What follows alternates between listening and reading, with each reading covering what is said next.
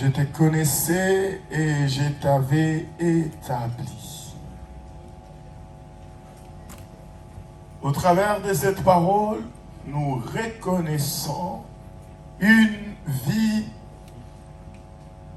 immatérielle existante avant une vie matérielle que nos yeux voient.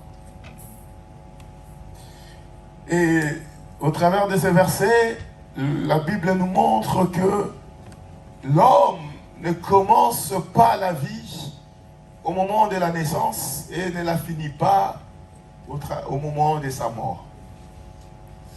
Physique, bien sûr.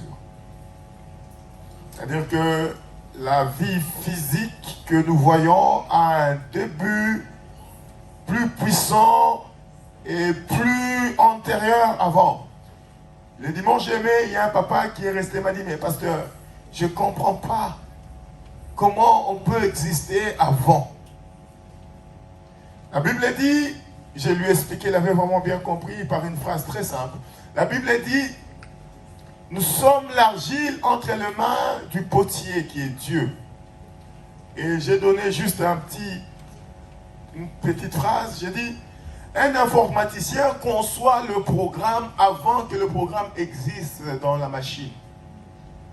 C'est-à-dire que les gens qui vont utiliser le programme dans la machine verront un programme, mais c'est un programme qui a commencé avant sa mise en place.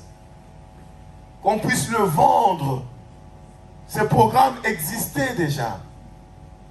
Et sur l'existence antérieure, je vais encore donner beaucoup de versets aujourd'hui, comme ça tu vas comprendre.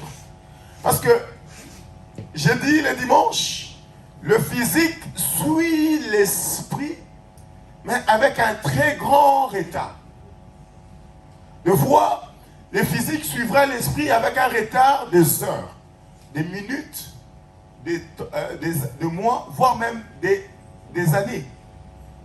Si je te dis, maintenant, comme je l'avais dit le dimanche passé, retourne en Afrique, dans ton pays natal, dans ton village, tu es capable de retourner, mais là, pour le moment, tu n'as aucun programme d'y aller.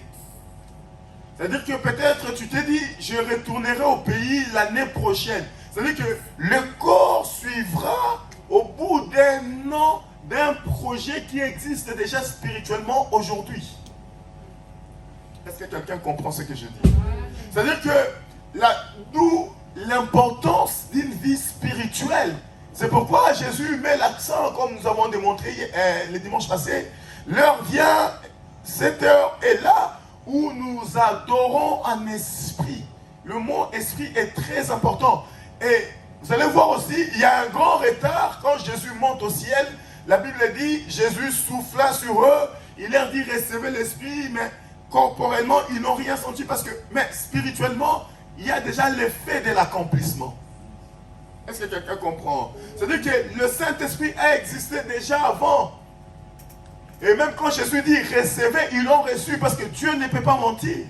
Mais l'accomplissement dans le corps, il faut attendre encore quelques jours pour que les apôtres ressentent l'effet. Le parler en langue, le don de miracle, le don de guérison, le don de foi, le don de sagesse, le don de connaissance. C'est-à-dire que ces dons, il fallait un temps pour qu'ils puissent ressentir ça corporellement en eux. Mais quand Christ leur dit, ils l'ont reçu.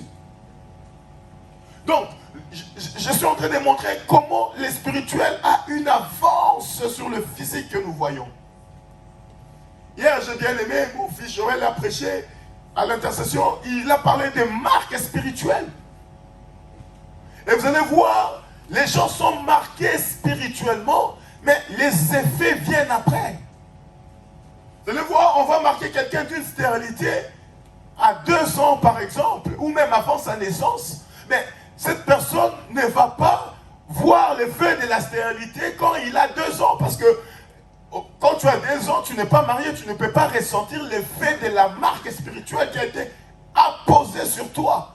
C'est-à-dire que cet effet se ressentira lorsque tu auras atteint l'âge de la maturité, lorsque tu seras marié, c'est là que tu te rendras compte que tu es en train de subir une loi qui existe en toi. Mais cette loi n'existe pas au moment où tu t'es marié, Mais la loi existe même avant ton mariage, parce que cette loi a été apposée.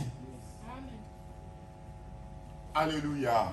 C'est-à-dire que dans le monde spirituel, vous allez voir, il y a d'autres, comme on a dit hier, c'est-à-dire qu'ils ont la possibilité de terminer les études, mais pas de se marier. D'autres ont la possibilité de se marier, mais pas d'être heureux. Donc d'autres ont la possibilité de se marier, mais de divorcer après. Et vous allez rentrer dans des familles, vous allez voir, il y a toute une famille, toute une génération, ils partent au mariage et reviennent sans cause. Parce que la loi spirituelle a été apposée. Il y a une force spirituelle qui agit dans cette famille-là. Vous allez voir, même quand les gens viennent à Christ, quand ces lois ne sont pas prises correctement, les effets se ressentent, même à l'église. La loi spirituelle peut même faire ressentir à un pasteur les effets. Alléluia.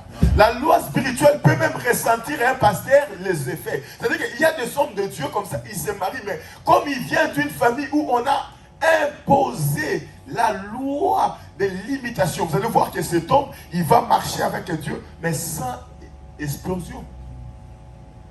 Moi, je vis en Afrique, un pasteur a été bouffé par son enfant qui était sourcil. Amen. À l'église comme ça, oh, pasteur est mort, les gens sont en train de pleurer. Ah, Seigneur, prends ton serviteur. Non, le serviteur a été bouffé. Amen. Prends l'âme de ton serviteur. Non, l'âme du serviteur a été bouffée. C'est-à-dire que dans le monde spirituel, quand tu ne comprends pas ces choses, tu vas te dire, mais comment c'est possible? L'apôtre Paul dit, malheur à moi, qui me délivrera? L'apôtre Paul pose la question parce qu'il dit, il y a une loi spirituelle à moi, la loi du péché. L'apôtre parle de la loi du péché. Il dit, il y a une force spirituelle, la loi du péché qui me retient prisonnier. Malheur à moi, qui va me délivrer? Quand l'apôtre Paul dit comme ça dit ce que ça dit. C'est-à-dire que nous avons des limitations, nous avons des choses qui limitent. Parce que la spiritualité n'a pas été maîtrisée. La nature spirituelle n'a pas été maîtrisée. Vous allez voir, il met l'accent, il dit, marcher selon l'esprit. Oh, pourquoi on met l'accent sur l'esprit? Comment quelqu'un peut marcher selon l'esprit? Toi, tu es charnel. Comment tu peux marcher selon l'esprit? On met l'accent. Cela montre l'importance de la vie spirituelle dans les chrétiens. C'est pourquoi vous allez voir, les sorciers, ils ont compris beaucoup de choses. Même les gens qui sont dans la franc-maçonnerie, dans des choses un peu occultes, ils ont compris. Ceux qui sont dans de loges, ils ont compris. C'est-à-dire que leur force, vous allez voir que quelqu'un qui est dans la franc-maçonnerie, il arrive à dominer une famille où même il y a des chrétiens dedans. Mais il les domine comment? Il les domine parce qu'il a compris le monde spirituel. Ceux qui comprennent le monde spirituel peuvent dominer tout. Et ils peuvent même te donner, vous savez, le roi d'Égypte voit la force en Israël, mais que Israël ne voit pas. Il dit, allons, montre-nous habile à leur égard, car c'est un peuple nombreux, il risque de partir. C'est-à-dire que pour le maintenir esclave, il se montre habile. C'est-à-dire que le roi a vu ce que Israël n'a pas vu. Or, quand tu arrives à sous-estimer ce que tu es spirituellement, le diable peut en profiter pour te maintenir dans que tu sois Israël ou pas. Oh. Israël, c'est le peuple de Dieu. Mais ils sont esclaves. Vous allez voir que Dieu a dit, Israël restera un esclave 400 ans, 4 siècles, et puis ils partiront. Mais vous allez voir, quand Israël part, ils sont partis 430 ans. Il y a eu 30 ans qui n'étaient pas prévus. Oui, amen. C'est-à-dire qu'il y a eu 30 ans que Dieu n'avait pas prévu. Et vous allez voir le combat que Dieu livre avec l'Égypte. Ce n'est pas un combat physique. C'est pourquoi vous allez voir que quand Moïse part en Égypte, il part avec un bâton. Or, dans ce bâton, Dieu a fait voir à Moïse que ce bâton n'est pas un bâton, c'est un serpent. C'est-à-dire que pendant que Moïse tenait le bâton, il savait que ce n'est pas un bâton, c'est un serpent. Et le premier combat se livre dans le terrain spirituel. La Bible dit, Moïse, quand il arrive devant le roi, il jette le bâton par terre. Et lorsque le bâton se transforme en serpent, le roi d'Égypte n'a pas tremblé. Il a appelé aussi ses enchanteurs, ses magiciens. C'est-à-dire que, il n'a pas appelé son armée, il n'a pas appelé ses soldats. Ah, quelqu'un comprend ce que je dis? Il n'a pas appelé son soldat, ni son colonel. Il a appelé ses magiciens. Parce qu'il a compris que ce combat n'est pas un combat des armes lourdes comme ça qu'on voit. C'est un combat où il faut une artillerie qui vient du spirituel. Il appelle aussi ces hommes aussi forts, ils mettent aussi les serpents.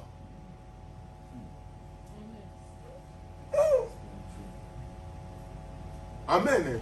Oh, quand il voit les serpents, lui il est le roi. Il fallait qu'il dise, personne ne va sortir, on ferme le palais royal, tuez-moi ces serpents. Est-ce que quelqu'un comprend là où je suis en train de faire la nuance? Il fallait qu'il dise seulement, maintenant comme les serpents là, personne ne va sortir dans ce palais royal. Fermez, soldats, venez, tuez-moi ces serpents. Ces serpents doivent être tués afin que personne ne sorte ici. Non, il a appelé.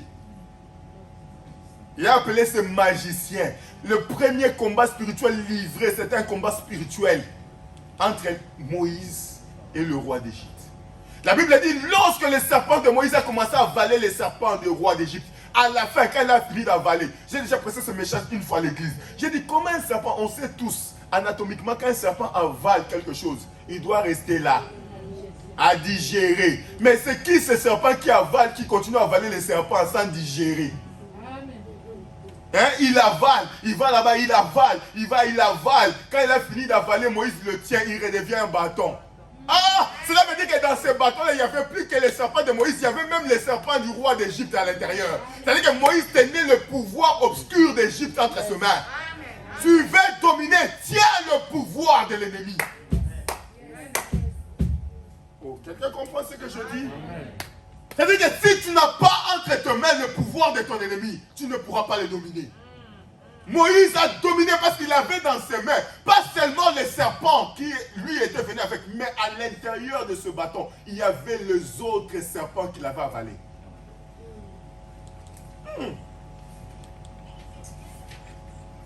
Bien aimé, la spiritualité va au-delà de ce que tu penses.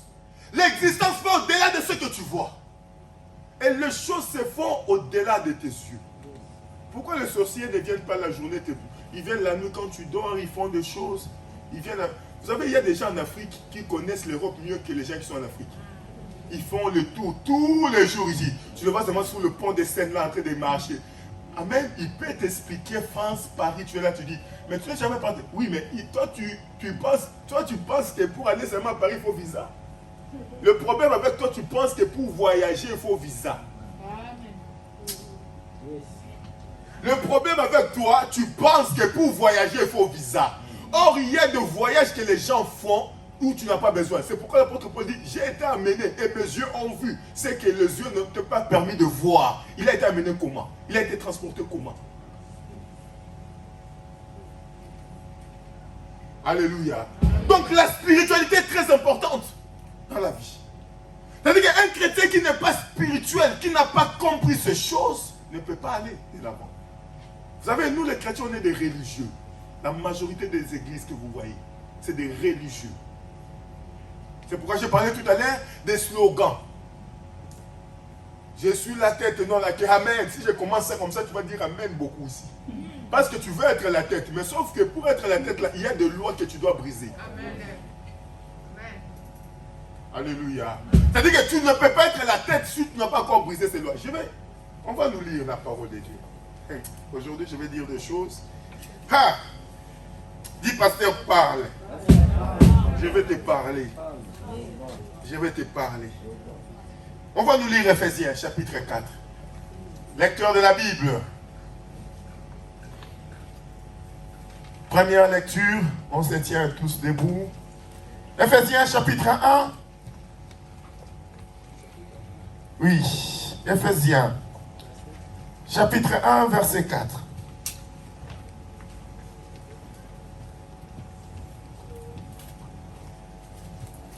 Et puis, Catherine va nous chercher 1 Samuel 28.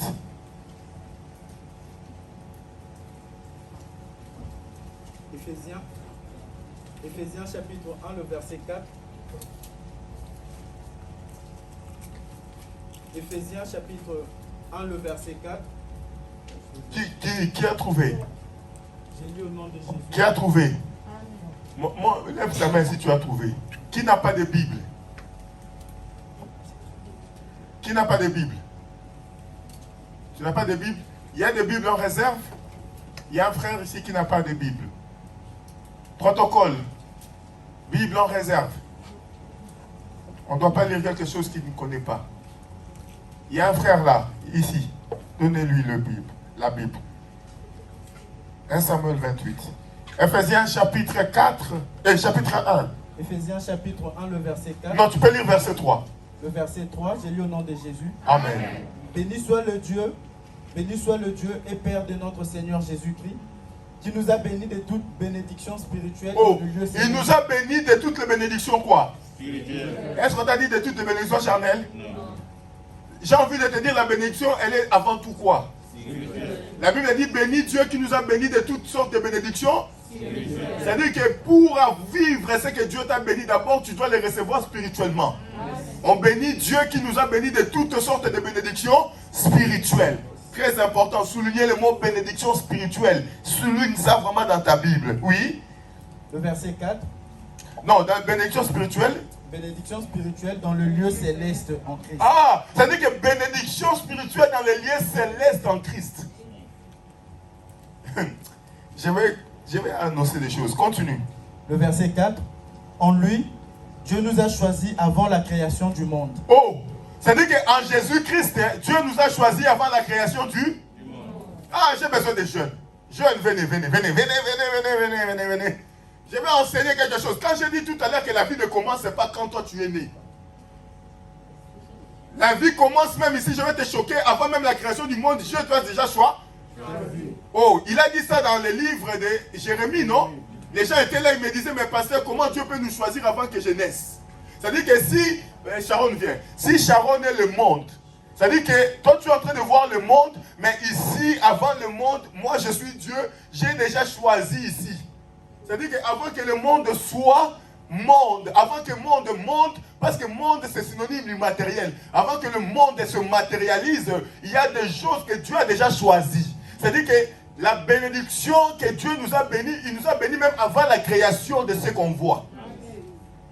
C'est-à-dire que toi que je vois, tu n'existes pas parce que je t'ai vu, mais tu existes même avant la création du monde. C'est-à-dire que quand Dieu a créé le monde, j'ai envie de te dire, tu étais déjà là. Quand Dieu dit créer l'homme à notre image, c'est juste qu'il voulait matérialiser des esprits qui existaient déjà.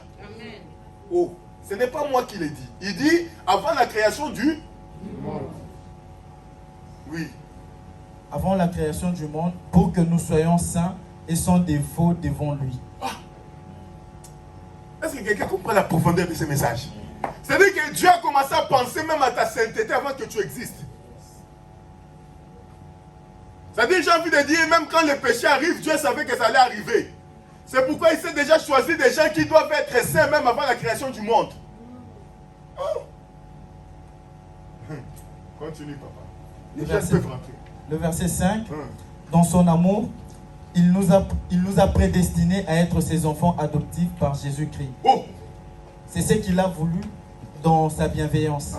Le verset 6, pour que nous célébrions la gloire de sa grâce, dont il nous a comblés dans le bien-aimé.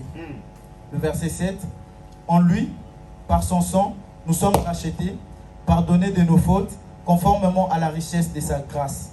Le verset 8, Dieu nous l'a accordé avec abondance, en toute sagesse et intelligence. Le verset 9, il nous a fait connaître le mystère de sa volonté. Oh, il nous a fait connaître le mystère de sa volonté. C'est-à-dire que le monde spirituel, c'est un monde mystique. C'est pourquoi je vous dis toujours, je suis un homme plus dangereux. Je suis l'homme le plus dangereux de cette salle.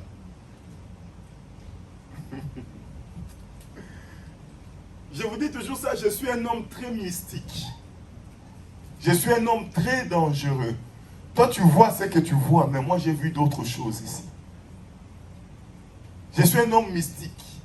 Des fois, ma femme me pose la question, mais quand tu sais, mais pourquoi tu dis pas? J'ai dit, maman, j'observe. La Bible dit, il nous a fait connaître le mystère. C'est-à-dire que dans la spiritualité, il y a le mot mystère. Un mystère, c'est quoi? C'est des choses cachées, des choses mystiques, des choses qui dépassent l'entendement et les regards de tes yeux. Mais Dieu nous a fait connaître ces choses. Est-ce que depuis que tu es à l'église, est-ce que tu as déjà vu des choses mystiques, toi? Mais pourtant, ces choses sont connues. La Bible dit, il nous a fait connaître les choses mystiques. Les choses mystiques, est-ce que toi, depuis que tu pries, qu'est-ce que tu as vu de mystique? C'est pas parce qu'on est en train de te suivre derrière par un sorcier, on a voulu me tuer. Ça, c'est pas mystique. Ça, amen. Ça s'appelle, c'est-à-dire que le sorcier là, il veut seulement t'intimider. Hein, il te met la pression spirituelle. Amen. Tu dors comme ça, tu dis, ah, ma tante est venue mettre le coup. C'est pourquoi tu vas voir, oh, c'est pas la tante, c'est quelqu'un d'autre qui a pris son visage. C'est compliqué. Ça, c'est... Mais qu'est-ce que tu as vu de mystique? Asseyons-nous. La Bible parle de la prédestination. Romains 8, 29. Et puis elle va nous lire Samuel. Vous allez comprendre, je suis encore dans la spiritualité. Romains chapitre 8, le verset 29. J'ai lu au nom de Jésus. En effet, ceux qu'il a connus d'avance, il les a aussi prédestinés. Ce qu'il a connu d'avance. Qu'est-ce qu'il a connu d'avance? C'est ce que Ephésiens nous dit. Il nous avait choisi en avance, avant même la création du monde. Vous êtes d'accord avec moi? Je ne parle... Oh, Église, est-ce que vous êtes d'accord? Est-ce que ce que je prêche vous dépasse ou pas? Ou je m'arrête? Je change de message. Il dit à Jérémie, avant que tu sois dans le ventre de ta mère, je te connaissais. Or, cette parole, il a dit dans Jérémie, dans l'Ancien Testament, l'apôtre Paul est en train de le confirmer à Éphésiens. Il dit, avant même la création du monde, Dieu nous avait déjà connus. Et puis, il nous avait déjà sanctifiés de quel péché? Alléluia. C'est-à-dire que, et puis là, dans Romains, il dit, ce qu'il a connu d'avance, il les a aussi prédestinés. C'est-à-dire que j'ai envie de te dire que ce que tu vis, c'est une vie que Dieu connaît déjà d'avance. Et le diable sait que tu existes déjà avant. J'aimerais te poser une question. Simple. Qu'est-ce que le diable combat dans ta vie? Une question simple. Répondez-moi. Il combat quoi dans ta vie? La destinée. Qu'est-ce qui est plus important pour le diable dans ta vie? C'est ton corps ou ton esprit? Hein? Ton corps. Pourquoi? Parce que le corps est déjà condamné d'avance. Que tu le veuilles ou pas, le corps va mourir. Il combat quoi? Parce que en fait, le corps que tu as a déjà une condamnation. Même si tu ne combats pas, à un moment donné, au bout d'un certain moment, l'âge fera l'effet. J'ai envie de dire, le corps a déjà une condamnation au travers du péché. Mais pourquoi il continue à te poursuivre?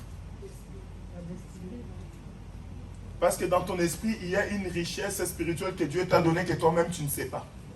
Il y a des choses que Dieu t'a données que toi-même tu ne sais pas. Or, il sait qu'en combattant ton esprit, parce que c'est là qu'il veut chercher, en te mettant les souffrances corporelles, tu n'auras pas le temps de penser à ton esprit. Or, ton esprit reste captif et lui continue à faire de cet esprit ce qu'il veut. Parce que le corps, en fait, pour lui, il sait déjà c'est condamné.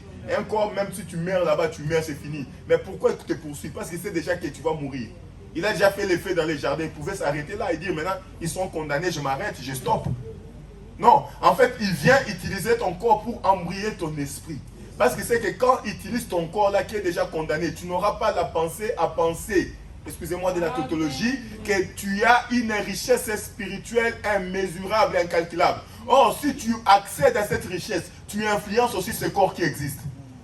Il commence par rentrer dans le corps.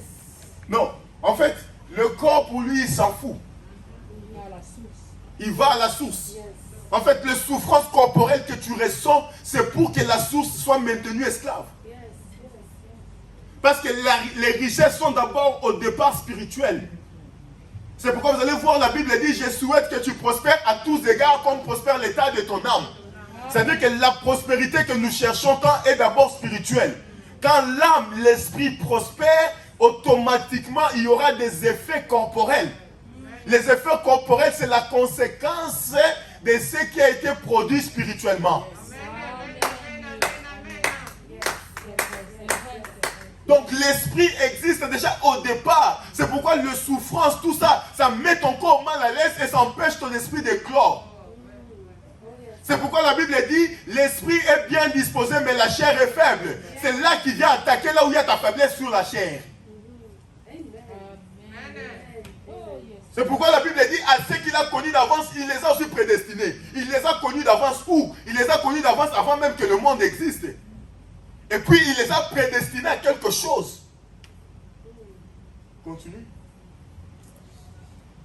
ceux qu'il a prédestinés, il les a aussi appelés. Ceux qu'il a appelés, il les a aussi déclarés justes. Et ceux qu'il a déclarés justes, il leur a aussi accordé la gloire. Vous allez voir, c'est-à-dire qu'on parle de la gloire, vous allez remarquer, on parle de la justice, on parle de beaucoup de choses, mais pourquoi Dieu justifie?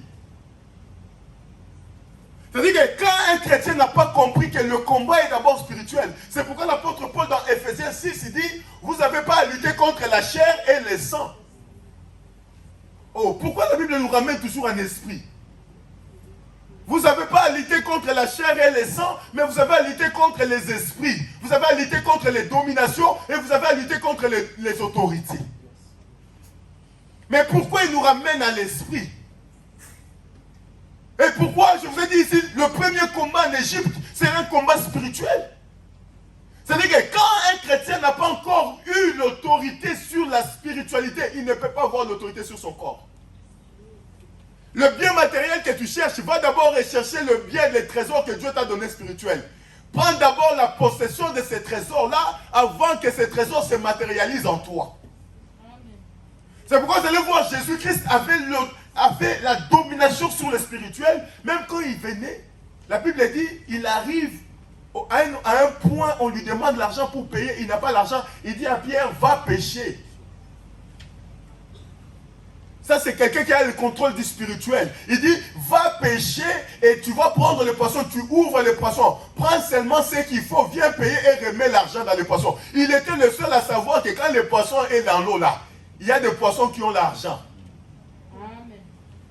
Oh, pour savoir que dans l'eau là, il y a des poissons qui ont l'argent, il faut être un homme spirituel. Jésus ne lui a pas dit, prends tout l'argent, viens avec. Il dit non, remets. C'est-à-dire que cet argent doit servir à quelqu'un d'autre qui va comprendre ça. C'est-à-dire que quelqu'un d'autre qui va dominer saura si à mesure de prendre un poisson, de récupérer l'argent aussi.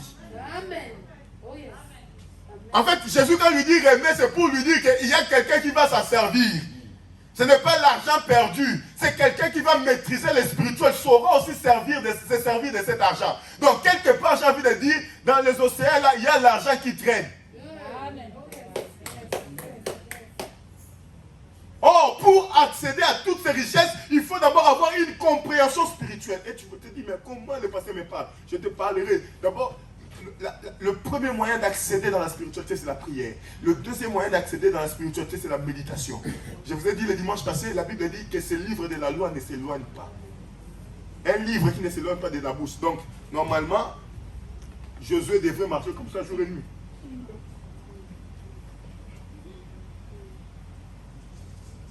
Amen. Ou comme ça. Parce qu'on lui a dit de méditer jour et nuit. Que ce livre de la loi ne s'éloigne pas de ta bouche. Charnellement, ça veut dire quoi?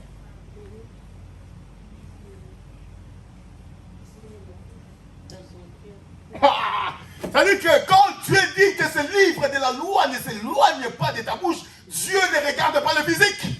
Dieu dit à Josué, médite. C'est-à-dire que parce que la méditation t'amène dans l'esprit. Va chercher ce que Dieu a promis dans ta vie. Va briser le lien de l'ennemi. C'est là qu'il y a la domination, même dans ton combat, c'est là qu'il y a la domination. Entre dans la spiritualité, comprends ma parole, médite-la, vis dans la prière, comprends ta domination, domine d'abord le spirituel avant de dominer le matériel. Bien aimé, le monde spirituel est compliqué. Je vous ai dit, la vie ne commence pas le jour de ta naissance et elle ne s'arrête pas le jour de ta mort. On va nous lire une petite histoire. Vous allez comprendre que la vie ne s'arrête pas le jour de ta mort. Et tu vas comprendre que l'homme spirituel est très profond. Qu'est-ce que tu penses? 1 Samuel 28, à partir du verset 3. Or Samuel était mort, tout Israël s'était alors lamenté sur lui et l'avait enterré à Rama, sa ville. Quant à Saül, il avait fait disparaître du pays les médiums et les gens qui font métier de prédire les événements. Verset 4. Par la suite, les Philistins se rassemblèrent et vinrent camper à Shunem. Saül rassembla donc tout Israël. Est-ce que quelqu'un a compris? La Bible dit Samuel était mort. Samuel, c'est qui? Le prophète était mort. Maintenant, il y a guerre qui s'annonce en Israël. Les Philistins s'élèvent encore. j'ai envie de dire, comme j'ai prêché toujours, le combat s'élèvera encore et encore. Le combat ne s'arrête pas. Des fois, il te suffit d'une bataille spirituelle pour relancer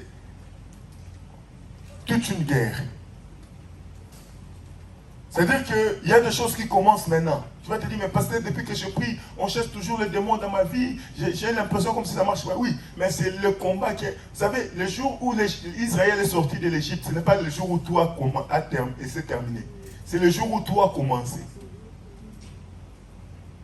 Est-ce que quelqu'un comprend? Israël, quand il sort de l'Égypte, c'est Moïse qui a combattu pour eux. Mais dans les déserts, c'est des soldats qui se sont formés, qui sont allés en guerre. Est-ce que quelqu'un comprend? C'est-à-dire qu'il y a des choses, quand tu viens à l'église, moi le pasteur, je prierai pour toi. Les seigneurs les révèlent. Mais le combat, maintenant, Dieu veut te voir combattre. C'est toi-même qui dois mettre tes ennemis à terre. Oh yes. Est-ce que quelqu'un comprend ce que je dis? Non, mets le point sur ça. Mets le point là. Toi, tu me prends. Je vais t'expliquer un truc. Toi, tu me prends Matthieu chapitre 26. Prends-moi ça d'abord. Matthieu chapitre 26. Je vais t'expliquer un truc. Tu vas comprendre. Je te donne les choses un peu en désordre, mais j'aimerais t'expliquer des choses. Matthieu chapitre 28 et 26. Verset 38. Vous allez comprendre un peu le combat. Parce que je parle sur la spiritualité, le combat et la prière. Donc je suis dans mon thème. Matthieu chapitre 26, le verset 38, j'ai lu au nom de Jésus. Il leur dit alors, mon âme est triste à en mourir. Oh, c'est-à-dire que c'est Jésus qui dit. La Bible dit, dans d'autres versions, on parle même de l'angoisse. Jésus est angoissé. Il est angoissé pourquoi? La Bible dit, Jésus dit, mon âme est triste d'en mourir. Jésus était angoissé de quelque chose à Gethsemane. Jésus que tu prêches là, que je prêche ici, que tu écoutes là, il était angoissé. Qu'est-ce qui peut l'angoisser? Continue. Restez ici et veillez avec moi. C'est-à-dire que dans cette histoire, Jésus sent la faim. Et il part à Gethsemane. Jésus s'est choisi 2 ou 3 personnes, je ne sais plus le nombre. Il leur dit, venez avec moi. En marchant, en fait, c'est un groupe. Jésus s'éloigne avec un petit groupe aussi. Et il leur dit, mon âme est triste.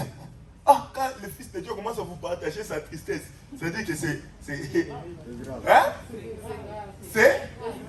Ça, ce n'est pas un homme qui le dit. Oh, je suis la tête et non la queue. Regardez, c'est un homme spirituel qui dit, mon âme là est angoissée, il est triste. À en mourir. C'est Jésus qui le dit. Et puis, il est en train de se confier à des gens, il leur dit, mon âme que vous voyez là est triste. Venez avec moi. Ah, quand quelqu'un vous dit que je suis triste, il cherche quoi? La consolation. Il cherche quoi?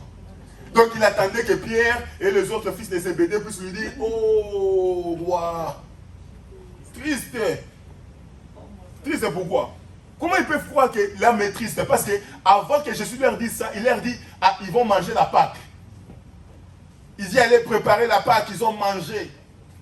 Pendant qu'ils mangeaient là, Jésus sentait déjà que là, c'est compliqué.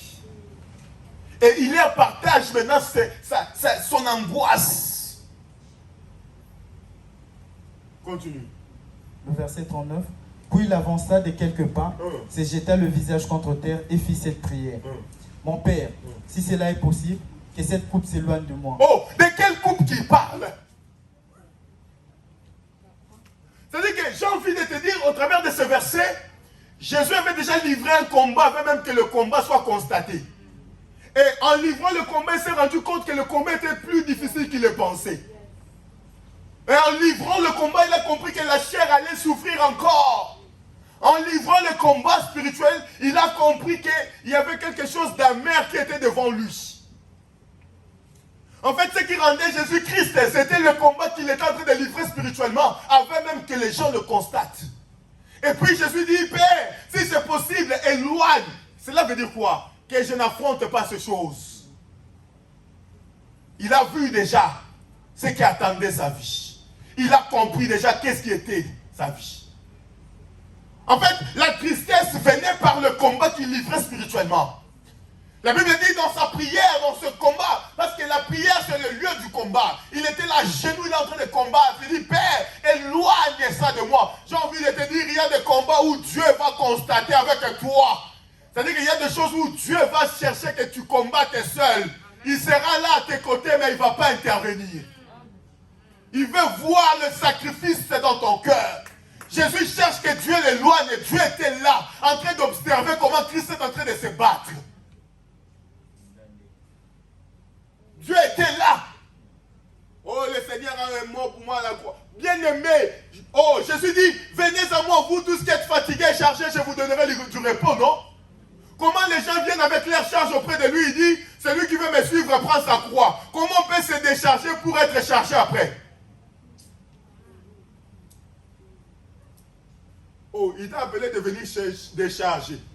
Tu arrives chez lui, tu veux le décharger, il dit, si tu veux me suivre, prends la croix. C'est-à-dire qu'il t'a appelé, il a déjà fait une croix pour toi aussi. Oh, est-ce que quelqu'un comprend la profondeur de ces paroles? Ou ça passe juste la tête comme ça? Il dit, viens à moi, tous qui êtes fatigués, toi tu es content, tu dis, je vais aller laisser mes charges. Quand tu arrives là-bas, il dit, mais il y a aussi ta croix.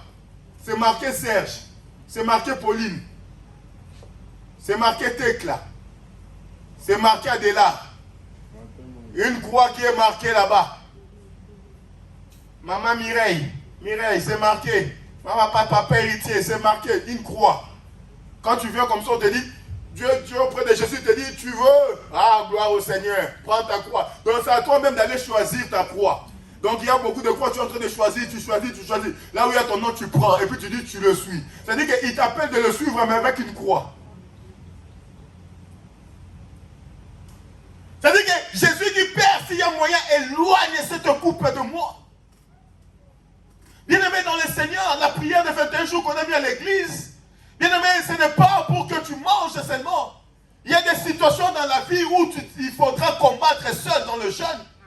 Il te faudra combattre seul dans la prière. Dieu sera là juste pour regarder ce que tu fais. Jeûne, tu ne veux pas jeûner, prie, tu ne veux pas prier. Dimanche, tu es là à midi. Tu veux dominer le spirituel comme ça. Lis, mon frère. Toutefois, non pas ce que je veux, mais ce que tu veux. Le verset 40. Il revint vers les disciples qu'il trouva endormis et dit à Pierre, vous n'avez donc pas pu rester éveillé une seule heure avec moi. C'est-à-dire qu'il y a des combats où tu livreras seul. Quand Jésus les a appelés, c'était pour aller quoi? Les soutenir, non? Dans la prière, non? C'est-à-dire qu'il les a laissés, il a dit, ah là derrière, j'ai laissé les intercesseurs. Parce que toi, tu es là souvent pris. Ah, j'ai donné au pasteur en Afrique, là, je lui ai envoyé l'argent, il va prier pour moi. Il dort. C'est-à-dire qu'il a prié pour toi le jour où il a reçu l'argent, Seigneur, bénis ta fille. C'est fini. Depuis le reste de la nuit, là, il est en train de dormir. C'est ce qui est arrivé avec Jésus. La Bible dit, Jésus, quand il revient, il le trouve en train de dormir. Il dit, mais vous n'avez pas pu veiller avec moi une heure. Jésus cherchait juste une heure pour que les gens veillent avec lui en prière. Mais les gens où il avait mis son cœur étaient en train de dormir. Mais la situation de ta vie, au lieu d'espérer à l'homme que je suis, au lieu d'espérer un pasteur que tu vois à l'écran sur Facebook, je ne sais pas où, commence d'abord par espérer en Dieu et mettre à genoux toi seul pour ta situation. Au lieu de chercher qu'on te localise Dieu. Parce que la personne que tu cherches à te localiser là, il a aussi ses problèmes, il est en train de dormir. La Bible dit, Jésus revient à eux, il les a trouvés en train de dormir. Il y a des combats dans ta vie où tu dois livrer seul. Avec tes propres genoux. Il y a des prières dans la vie où tu dois faire seul.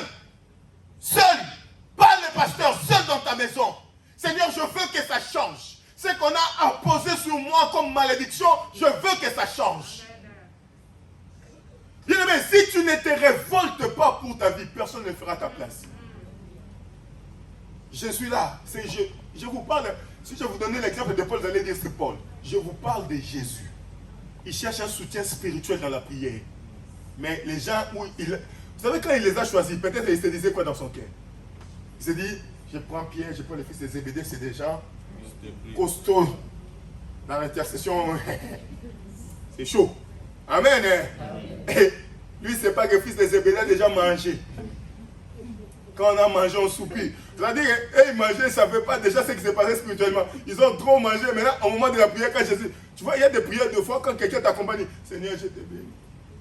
Amen. Ce que toi, tu es en train de dire à Dieu là, lui, il est en train de ronfler. Et quand Jésus revient, il dit, ah, même toi, tu n'as pas veillé avec moi. Écoutez. Restez vigilants et priez pour ne pas céder à la tentation. L'esprit est bien disposé, mais la nature de l'homme est faible. Le verset 42. Il s'éloigna une deuxième fois et fit cette prière. Père, s'il n'est pas possible que cette coupe s'éloigne de moi, sans que je ne la boive, que ta volonté soit faite. Le verset 43. Il revint et les trouva encore endormis, car ils avaient les paupières. C'est-à-dire qu'il est revenu, il les a motivés. Ah, même énervez-vous. Il part, il fait encore la même prière. Il revient, écoute, il les trouve encore endormis. Ça, c'est un message profond. La situation de ta vie ne changera pas parce qu'il y a un prophète sophistiqué qui est venu. Peut-être le prophète mettra juste un coup de départ. Mais le reste de combat dans le désert, ce n'est pas Moïse qui sortira. Est-ce que quelqu'un a compris? Moïse sort une fois. Le reste de combat, toi-même, forme-toi une armée. Continue. Le verset 44.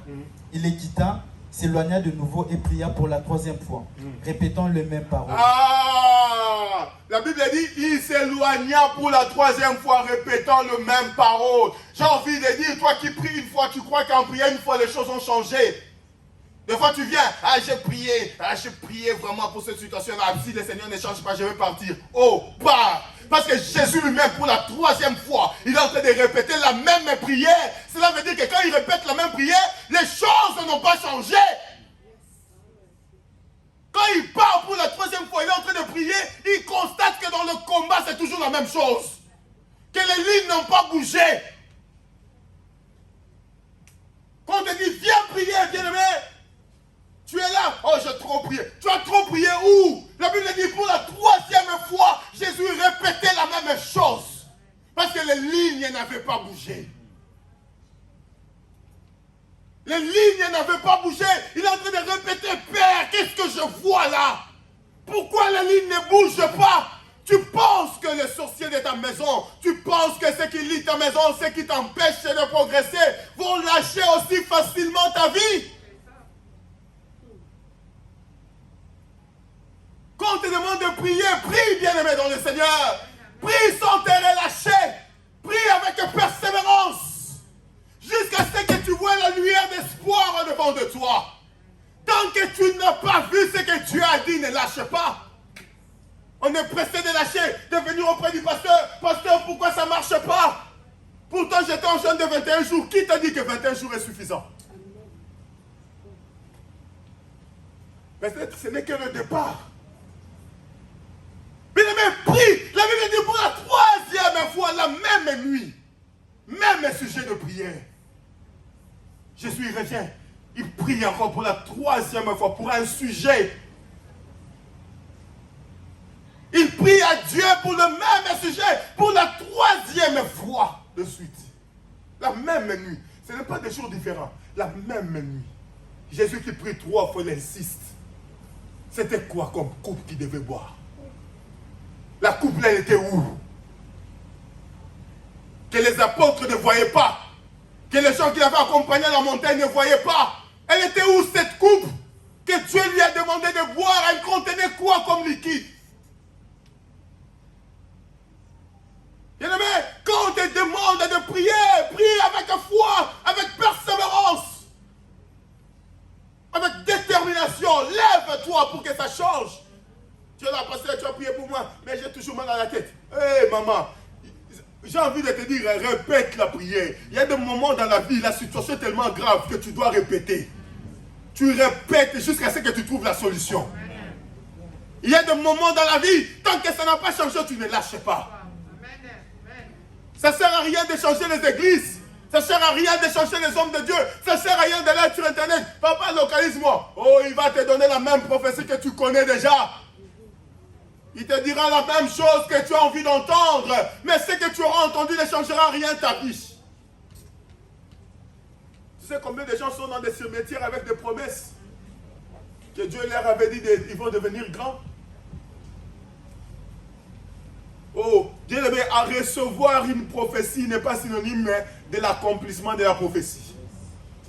Entre la réception de la prophétie et l'accomplissement, il y a une bataille à livrer. Amen. Tu es là, oh papa, je prie, mais je ne vois rien. Tu ne vois rien. Jésus lui-même a répété 3 fois. Bien aimé, le spirituel dépasse ce que tu vis. Jésus, quand il répétait, il n'était pas encore sur la croix. Mais on lui a présenté la coupe-là, elle contenait quoi qu'il devait boire. Pourquoi il dit à Dieu, Seigneur, papa, éloigne cette coupe. Il y a fait quoi dedans? Spirituellement, Jésus avait déjà livré le combat. Il le savait, c'est pourquoi sur la croix il dit, on ne prend pas ma vie, mais je la donne. Et puis, quand il est sur la croix, il ne dit pas, ma vie est partie, il dit, Père, reprends mon âme, reprends mon esprit, prends-le. Il donne son esprit à son Père. Parce que le combat était déjà livré spirituellement, il savait déjà où il allait. Tu ne peux pas dominer la terre si tu n'as pas dominé l'esprit. Le spirituel existe, bien-aimé. Le monde spirituel va au-delà de ce que tu penses. Et Samuel. Verset 3. Vous allez voir, avant que tu lises, la Bible dit, bien-aimé, tu peux venir. La Bible dit, la maman, Rebecca, elle avait dans son ventre 2 enfants. La grossesse lui faisait tellement de tourments. Hein? Elle ne savait pas. Vous imaginez une femme qui n'enfante pas, une femme stérile qui tombe enceinte. Maintenant, elle est prête à dire que cette grossesse-là, si ça va partir, que ça part. Ça veut dire que le tourment était comment? Grave. Amen. Amen. La Bible dit quand il est parti consulter Dieu, parce qu'elle s'est dit, mais si Dieu se donne ça, c'est compliqué comme ça. C'est compliqué. Dieu lui dit, Rebecca, dans ton ventre, il y a des nations qui se battent. Hein? C'est-à-dire que Rebecca, elle était là comme ça, elle ne savait pas. Elle pense qu'elle a porté des enfants, mais elle a porté des nations. Elle pense qu'elle a porté des enfants, mais 2 nations en train de se battre. 2 personnes dans son ventre. Quand tu regardes anatomiquement, biologiquement, tu te dis, mais ils ne sont pas encore formés, c'est des fœtus. Comment, d'où vient la force de se battre et de compliquer la vie d'une personne qui vit? C'est un combat spirituel. Anatomiquement parlant, comment 2 bébés vont se battre dans le ventre? C'était où les rings? Qui donne le coup, qui en reçoit? Et puis, en fait, la cause de ce trouble, c'était ce combat-là. Que Dieu est en train de lui révéler pour lui dire, supporte. Même si tu vas dormir d'un seul côté, parce que ça fait mal de l'autre, parce que le combat se passe ici, supporte, parce que c'est 2 nations qui se battent. Et puis Dieu va plus loin et lui dit, le plus petit va assujettir le plus grand. Il va dominer les grands. Mais pourquoi Dieu n'avait pas fait en sorte que les petits là, qui va dominer, sont tellement en premier? Et puis vous allez voir à la naissance, j'ai jamais vu, peut-être toi tu connais une histoire dans le monde comme ça. On est en train de sortir les enfants et puis il y a un deuxième qui tient le pied de l'autre. C'est-à-dire que le combat était à quel niveau acharné d'abord dans le ventre. Pour que le plus petit tienne le pied de son frère. Cela veut dire quoi? Tu ne pars pas, non? Reviens ici, on va se battre. Bien aimé, la maman était contente d'avoir des enfants, mais elle ne savait pas que c'était 2 nations qui se battent et qui cherchent la domination et la suprématie. Oh, vous allez voir que quand Esaü cherche la soupe, Jacob lui dit, vends-moi le droit d'aînesse. Mais Jacob qui demande le droit d'aînesse, ils ont le même âge qu'Esaü. Parce que quand ils sortaient, Esaü est sorti, Jacob tenait le pied d'Esaü. C'est-à-dire que Jacob aussi est sorti. J'ai envie de te dire, ils sont sortis en même temps. Parce que Esaü n'avait pas encore fini de sortir lorsque la main de Jacob était déjà à l'extérieur. Et il lui dit, vends-moi le droit d'aînesse. Et Esaü dit, qu'est-ce que j'ai à faire avec ce droit d'aînesse? Je vais mourir. Mais si Esaü va mourir, c'est que Jacob va mourir. Mais pourquoi Jacob cherche ce droit? C'est-à-dire que le combat qui s'est livré dépassait l'entendement humain. Les choses qui te lient dépassent ton entendement. C'est pourquoi tu sous-estimes cela. La maladie qui t'attaque dépasse ton entendement. C'est pourquoi tu sous-estimes cela. Mais regarde que depuis que tu fais des hôpitaux en hôpitaux, médecin en médecin, as-tu déjà trouvé la meilleure solution de ta vie? Deux nations se battent. Une mère stérile qui est en train de se poser la question. Dieu lui dit, mais c'est un combat. En fait, Dieu voulait lui dire quoi? Supporte la douleur. Parce que le combat est acharné dedans. Mais une seule chose est sûre, le plus petit va dominer le plus grand.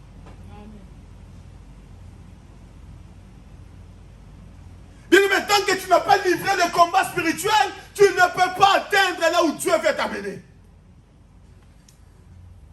Vous allez voir, même ici en Europe, il y a des gaillards zéro. Il est gaillard, mais zéro dedans. Lui, il est content parce qu'on a ouvert les bars. Lui, il est content parce qu'il va aller se poser dans un bar maintenant avec une... il fait chaud. Il fait chaud. Un gaillard zéro, inutile dans la vie. Il est venu là, il va boire, il est content. Mais l'avenir de tes enfants, tu n'as pas préparé. Pendant que toi, tu es en train de boire, il y a des gens qui préparent l'avenir de leurs enfants. Si la mort te surprend là, tu as laissé quoi dans ton compte? Dans ton compte, il y a des dettes. Il y a même des enfants ici, quand tu meurs comme ça, ils ne veulent même pas aller chez le notaire parce qu'ils ne vont rien trouver. Ils pleurent seulement. Tu deviens même cher à l'enterrement. Amen. Amen. Tu deviens même un poids à l'enterrement. Maintenant, c'est qui va donner combien? Mais ils devaient trouver ce que toi, tu as travaillé, non? 70 ans sur la terre, ça s'est passé comme ça, tu n'as rien laissé. Pendant que les autres ont laissé, tu n'as pas compris. Tu fais des églises en église, tu es là, je suis là, et pleurer, l'argent t'appartient. Tu as combien dans ta poche? Ça va se manifester ici avec les offrandes. Combien as-tu? Mais tu ne peux pas te révolter. Si Jésus peut répéter la prière pour dire que cette situation doit changer, et toi alors? Tu es là où Jésus a déjà combattu pour moi. Hey! Il a combattu pour toi. Mais s'il avait combattu, mais il faut, tout marche, non? Mais c'est bloqué pourquoi?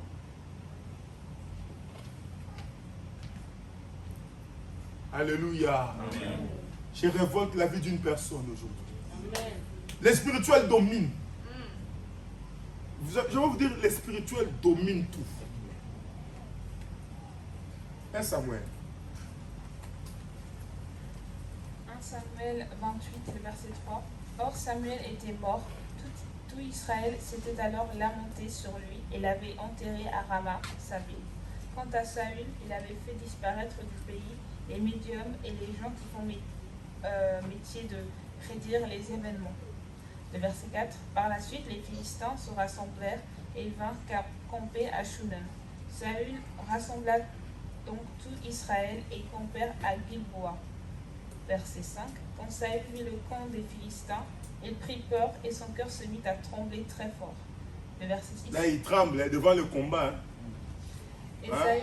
Le cœur là qui tremble très fort, c'est devant le combat. Là, tu es là. J'ai prié déjà. Qu'est-ce que tu as prié? Amen. Amen. Si on te donne à manger ici, c'est comme si tu veux mourir dedans. Toi, jeune là, c'est toujours raison. Ah, pasteur, moi, c'est là qu'il y a maintenant l'estomac. Les docteurs m'ont dit. Mais tu ne sais pas que le docteur peut être aussi l'outil du diable pour te maintenir esclave. Les marques de l'ennemi. Et Saül interrogeait Jéhovah, mais Jéhovah ne lui répondait jamais, ni par les rêves, ni par l'ouïe, ni par les prophètes. Finalement, Saül dit à ses serviteurs, cherchez-moi une femme qui soit maîtresse du pouvoir médiumnique, je veux aller vers elle et la consulter. Alors ses serviteurs lui dirent, vois, il y a Endor, une femme qui est maîtresse du pouvoir médiumnique. Le verset 8, alors Saül se déguisa, et revêtit d'autres vêtements et partit, lui et 2 hommes avec lui. Ils arrivèrent de nuit chez la femme, et il dit, s'il te plaît, exerce pour moi la divination au moyen du pouvoir médiumnique, et fais-moi monter celui que je vais t'indiquer. Mais la femme lui dit, voyons, tu sais bien toi-même ce que fait Saül, comment il a retranché du pays les médiums et les gens qui font métier de prédire les événements. Pourquoi donc agis-tu comme quelqu'un qui tend un piège à mon âme pour me faire mettre à mort? Aussitôt Saül lui jura par Jéhovah en disant, ainsi vrai que Jéhovah est vivant, il ne t'arrivera pas de culpabilité pour la faute dans cette affaire. Alors la femme dit, que dois-je te faire montrer? À quoi il dit, fais-moi monter Samuel. Lorsque la femme vit Samuel, elle se mit à crier de toute la force de sa voix. Puis la femme dit à Saül, pourquoi m'as-tu dupé alors que toi tu es Saül? Cependant le roi lui dit, n'aie pas peur, mais qu'as-tu vu? Et la femme dit à Saül, j'ai vu un Dieu qui montait de la terre. Aussitôt il lui dit, quelle est sa forme? À quoi elle dit, c'est un homme âgé qui monte et il s'est couvert d'un manteau sans manches. Et Saül reconnut que c'était Samuel. Alors il s'inclina la face contre terre et se prosterna. Samuel dit alors à Saül, pourquoi m'as-tu troublé en me faisant monter? À quoi Saül dit, je suis dans une situation très critique, car les Philistins combattent contre moi, et Dieu lui-même s'est retiré de moi, et il ne m'a plus répondu, ni par les moyens des prophètes, ni par les rêves, si bien que je t'appelle pour que tu me fasses savoir ce que je dois faire. Oh! La Bible dit, Samuel était mort, le prophète. La Bible dit, Saoul, il est devant la guerre. La Bible dit, il invoqua Dieu. Dieu ne lui répondit ni par le prophète, ni par les rêves, ni par les Urim. Urim, c'est des outils qu'on mettait dans les étoffes des grands sacrificateurs qui avaient un pouvoir prophétique en fait. Des fois, quand on voulait consulter Dieu, on utilisait ça pour aller le consulter. La Bible dit, Saoul a cherché la face de l'Éternel, mais Saoul n'a pas trouvé. Mais Saoul s'est dit, tiens, je peux aller chercher dans les esprits. Et la Bible dit, il va aller trouver cette femme qui peut invoquer les esprits. Et quand il arrive chez la femme, il lui dit, fais-moi monter un esprit. Il lui dit, quel esprit? Il dit, l'esprit de Saoul. Mais physiquement, Samuel était mort. Et lorsqu'on invoque Samuel revient de mort. Il dit, mais pourquoi m'as-tu dérangé? C'est-à-dire que j'ai envie de te dire, yes. C'est-à-dire que des fois, aller déposer quelqu'un dans un cimetière n'est pas la fin. Parce qu'ils avaient aussi enterré Samuel, mais Samuel, en fait, il n'était pas mort. La Bible dit, lorsqu'il revient, il lui dit, mais pourquoi m'as-tu dérangé? C'est là que Saoul commence à converser avec quelqu'un qui est mort. Et j'aime bien la femme, il lui dit, mais pourquoi tu as fait ça? Et que vois-tu? J'aime bien. La femme lui dit, je vois un Dieu qui remonte. Bien-aimé dans le Seigneur, celui qui n'a pas encore maîtrisé l'esprit ne peut pas maîtriser le matériel. La Bible dit, Samuel lui dit, mais qu'est-ce que tu cherches? Saoul est franc. Il dit, j'ai cherché Dieu, mais il ne m'a pas répondu. Ah, donc il n'y a pas que Dieu qui parle. Alléluia. C'est ce jour-là que Samuel va avoir la confirmation de son échec et de sa mort. Samuel va prophétiser sur Saoul ce jour-là. Il lui dira, je t'avais déjà dit, tu le sais, et je le confirme encore aujourd'hui. Aujourd'hui, c'est ta fin, toi et tes enfants. Bien aimé, le monde spirituel existe. La spiritualité n'est pas une utopie, ce n'est pas un rêve que je suis en train de t'inventer. Mais quand tu n'as pas encore maîtrisé ce monde, tu ne peux pas maîtriser le physique que tu vois. Le combat commence d'abord en esprit, avant d'avoir le fait dans le physique. La Bible dit, lorsque Daniel invoqua Dieu, dans le livre de Daniel chapitre 10, la Bible dit, on nous lit ce verset, je termine par ça. Daniel 10. Lisez-moi le verset rapidement.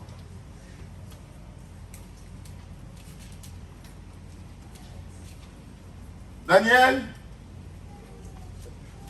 10, verset 11. Rapidement, tu descends.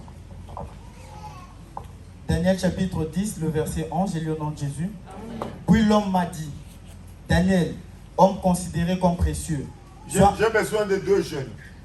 Venez rapidement. Sois attentif aux paroles que je veux te dire et tiens-toi debout là où tu es. En effet, j'ai été maintenant envoyé vers toi. Lorsqu'il m'a dit cela, je me suis tenu debout, tout tremblant.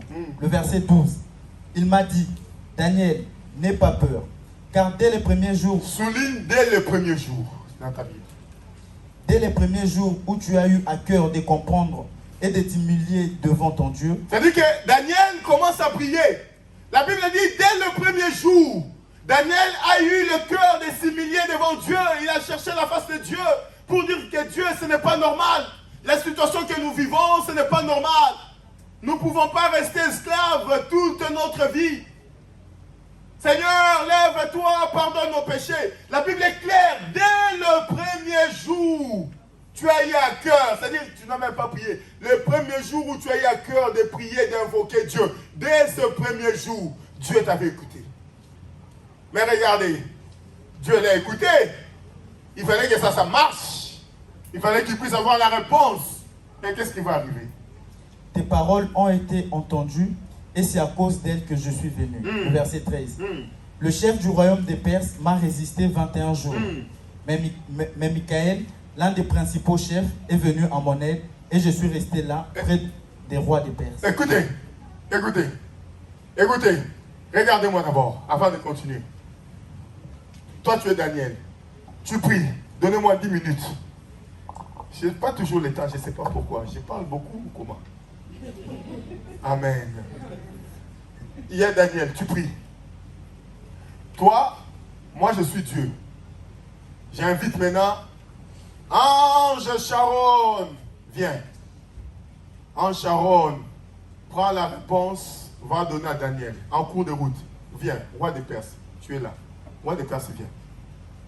Dieu a parlé, il a donné la réponse. Je veux te faire voir que le spirituel que tu blagues avec n'est pas ce que toi tu penses. Ange Sharon va répondre à Daniel. Maintenant, Ange Sharon est en train de partir dès le premier jour. C'est-à-dire que pendant que Daniel a mis les genoux pour dire Seigneur, je veux que cette situation change. Dieu a dit oui, ça doit changer vraiment. Ça ne peut pas continuer comme ça. Ça va changer. Ça doit changer. Dieu envoie Ange avec la réponse. Maintenant, l'ange, il vient maintenant pour donner la réponse. Maintenant, c'est que l'ange ne sait pas qu'en cours de route, il y a le roi des Perses. Amen. La Bible dit, dès le premier jour, j'avais la réponse dès le premier jour. Maintenant, le roi des Perses, quand il le voit, toi tu vois où je ramène la réponse de Daniel. Amen. Il le retient. Maintenant, si Daniel avait lâché la prière, rien n'allait être fait. Parce qu'en fait, Daniel, dans son esprit, s'est dit, mais comment je peux invoquer Dieu et Dieu ne pas m'écouter? J'ai beaucoup prié, mais Dieu ne répond pas. Pourquoi? Or, le premier jour, Dieu a répondu. Mais sauf que la réponse, elle est prisonnière. En fait, la Bible dit, j'ai été retenu. C'est un bon français. Je mets ça à un français compliqué. J'ai été fait prisonnier par le roi de Perse. Parce que c'est lui qui l'empêche d'aller vers Daniel. Écoutez, maintenant, lui qui est le roi, vous savez, vous imaginez la personne qui amène la réponse vient de Dieu. Ce n'est pas une réponse que l'ange a voulu donner, non. C'est-à-dire qu'il a été envoyé par Dieu créateur. Et il arrive, le roi de Perse résiste que cette réponse arrive à Daniel. La Bible dit, Daniel a continué à prier, pendant qu'il priait, Dieu voit que la situation est en train de dire, mais comment ça fait que ça dure? C'est là que Dieu va envoyer Michael pour aller intervenir. Pour aller libérer maintenant l'ange, que l'ange parte. Écoutez maintenant. Maintenant, Daniel voit cet ange-là, il est en train de trembler devant lui. Mais ce que Daniel ne sait pas, celui où lui tremble là, il a été retenu quelque part. Oh, est-ce que quelqu'un comprend? Lui, il est en train de trembler au large de l'Éternel. Cet ange-là, le diable l'a retenu. Bien aimé dans le Seigneur, quand tu ne vas pas te révolter dans la prière, bien aimé, le diable, j'ai envie de te dire, ce n'est pas ton ami. Non. Hein? Sors un peu des slogans, je suis vainqueur, et nom de Jésus. Hein? Amen. Hein? Vis ça dans la prière. Cette victoire-là, tu dois aller le chercher. C'est comme un enfant qui est en train de jouer avec un objet, il dit oui, j'ai une arme. Tu ne sais pas l'utiliser. Le terroriste viendra, il enlève l'arme, il te tape à mort. Continue. Le verset 14. Je viens maintenant pour te faire comprendre ce qui doit arriver à ton peuple dans la vie. Alléluia. C'est-à-dire que dans la spiritualité, quand tu n'as pas encore vaincu, c'est un problème. Toi qui te fatigues dans la prière, là, c'est un problème. Dès le premier jour. Mais la réponse arrive 21 jours après. Mais la réponse a été donnée dès le premier jour. Quelle est la cause du blocage de la réponse? C'est le roi de Perse. Bien-aimé, si tu n'as pas vaincu, tu ne peux pas voir. Les promesses, je ne veux pas nier, elles sont là. La Bible, elle est remplie de promesses. C'est pourquoi on appelle ça Oh. On appelle ça quoi? Promesse. Hein? Une promesse peut ne pas se réaliser. Hein? C'est une promesse. Hein? La réalisation de la promesse dépend de toi. Tant que tu restes charnel, tu es loin. Tant que tu restes pas dans la prière, tu es loin. Ne viens pas à l'église pour danser. Parce que la situation que tu vis va au-delà de la danse. Viens à l'église pour pleurer devant Dieu. Les gens vont à l'église parce qu'ils s'est acheté une nouvelle chaussure, ils veulent qu'on voie ça. J'ai envie de dire, on s'en fout. Mais autant de chaussures que tu veux, on s'en fout. Vous allez voir, les gens ils s'endettent parce qu'ils veulent une nouvelle chaussure à venir avec à l'église. Amen. Et ils vont sentir. J'ai rien senti. J'ai envie de te dire, j'ai rien vu. C'est pourquoi, tellement que j'ai rien vu, tu es en train de mettre les pieds devant. Je vois pas, je vois rien. On s'en fout. L'église n'est pas fait pour ça. J'ai envie de dire, cet endroit, c'est pourquoi tu as dit, ma maison sera appelée une maison de... Il n'a pas dit une maison de sap. Dieu a dit, ma maison sera une maison de prière. C'est-à-dire que la sap que tu mets sur toi, j'ai envie de dire, c'est pour toi. C'est-à-dire que la maison, tout est bien, c'est pour toi. Oh, le pasteur ne nous respecte pas, nous qui avons acheté la maison. Oh, je vais te respecter comme je vais respecter le locataire. De toutes les façons, on s'en fout parce que dans cette maison-là, tu n'amènes personne dedans. Amen. Amen. J'ai acheté une nouvelle voiture, mais le pasteur n'a pas prié pour moi. Oh papa, tu avais acheté pour que je prie pour toi? On s'en fout. Tu ne viens pas pour ces choses-là à l'église. Oh, j'ai accouché, mais ils ne sont pas venus me rendre visite. Papa, toi tu étais venu chercher la solidarité à l'église. Jésus a pleuré devant les apôtres 3 ans et demi. Quelle ingratitude! Quand il dit, vous n'avez pas pu veiller avec moi-même, c'est pour montrer à quel niveau vous êtes ingrat. Je vous ai dit que je suis triste, mais vous dormez. Amen. Amen. Yes. Donc tu n'es pas venu chercher la solidarité ici. Tu es venu chercher que ta vie change d'abord. Et ta vie va changer par ton attitude à faire de la maison de Dieu et non une maison de sap, mais une maison de prière. Quand tu viens avec l'attitude que je vais aller chercher Dieu, je m'en fous de ce que les autres vont porter, ta vie va changer. Amen. Mais quand tu viens à l'église, tu as déjà mis des costumes 10 jusqu'à la fin pour dire ça c'est 2 mois et demi. Mais c'est que tu n'as pas compris le but. Parce que tu peux mettre les costumes avec un corps animé de démons. J'ai envie de dire ça ne sert à rien. Parce que s'il suffit qu'on prie ici, costume là, comment tu vas jeter ça par terre ici, ça sera encore compliqué. Donc on s'en fout des costumes, des chaussures, parce que la maison de Dieu doit être une maison de prière. Parce qu'un chrétien doit d'abord dominer l'esprit avant de dominer la chair. Tu ne peux pas vivre la gloire de Dieu si tu n'as pas encore vaincu dans la prédestination. Dans l'esprit, dans le spirituel. Parce que les richesses sont d'abord au départ des richesses spirituelles. Que le Seigneur bénisse sa parole.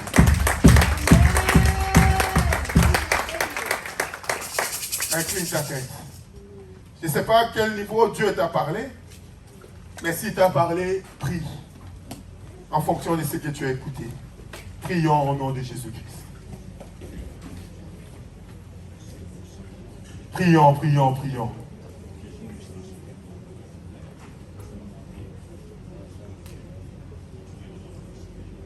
Prions, prions, prions.